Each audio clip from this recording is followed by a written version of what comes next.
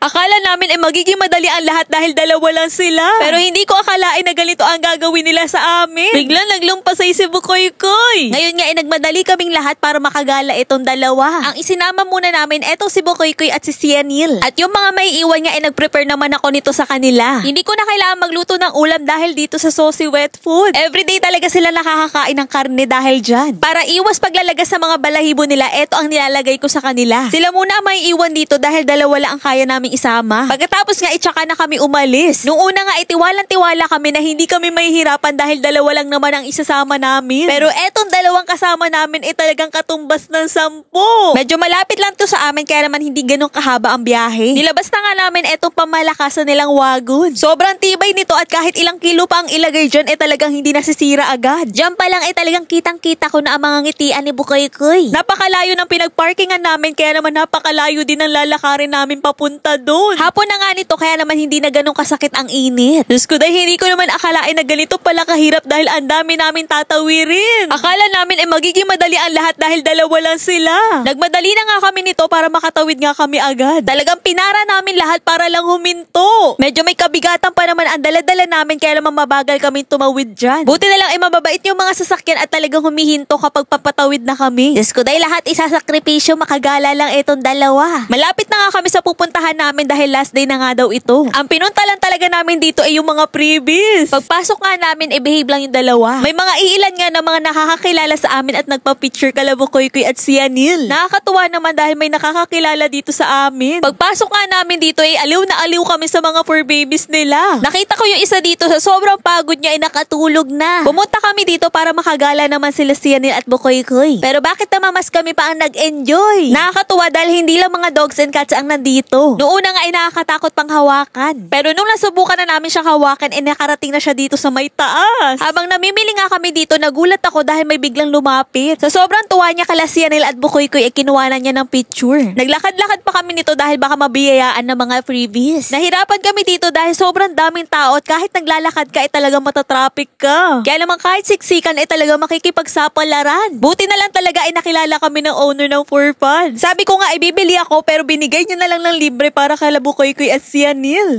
Diba worth it ang pakikipagsiksikan namin. Pagkatapos naman yan dumaan naman ako dito kay Lucius dahil may mga palibre sila mga ganito. Papauwi na nga kami nito pero biglang naglumpasay si Bukoy-koy. Ayaw niya pang umuwi dahil marami pa kaming hindi pa napupuntahan. Kaya naman nung sinabi kong uuwi na kami ganito ang ginawa ni Bukoy-koy. Pinagtinginan na tuloy siya ng mga dumadaan dahil sa ginagawa niya. Hanggang sa may nakakilala ulit kay Bukoy-koy. Ang dami pala dito nanonood ng mga vlog namin at nakakatuwa naman. Maya-maya lang paglabas namin dito nagpabuhat na ang balyena.